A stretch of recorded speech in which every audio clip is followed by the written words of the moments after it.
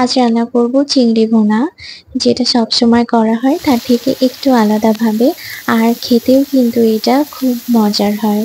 তো hello everyone, আসসালামু আলাইকুম।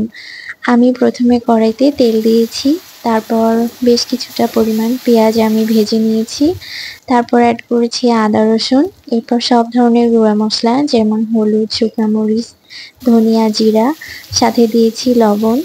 আর এই সব কিছুকে আমি খুব ভালো করে পানি দিয়ে কষিয়ে নিব, যাতে এর কাঁচা স্মেলটা চলে যায়। আর আপনারা তো সবাই জানেনই, মশলা যত সুন্দর করে কষানো হবে রান্নাটা খেতেও কিন্তু ততটাই মজার হবে।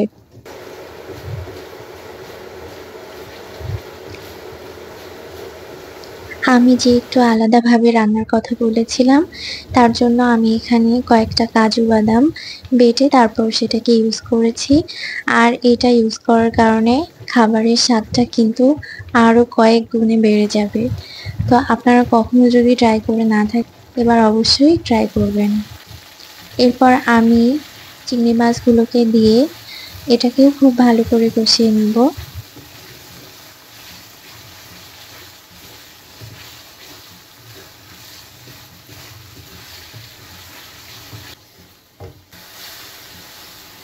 কষানো হয়ে গেলে দিয়ে দিব পানি, আর ঢাকা দিয়ে রেখে দিব সেদ্ধ হওয়ার জন্য।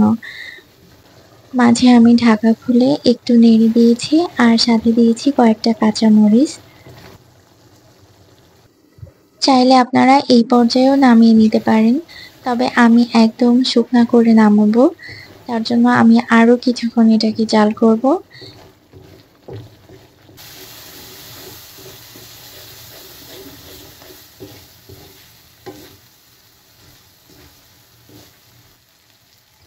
এই তো আমার রান্না অলমোস্ট ডান। আমি ঠিক এমনটাই চেয়েছিলাম, তবে আপনারা আপনাদের পছন্দ মতো করেই নামাতে পারবেন। সবাই ভালো থাকবেন।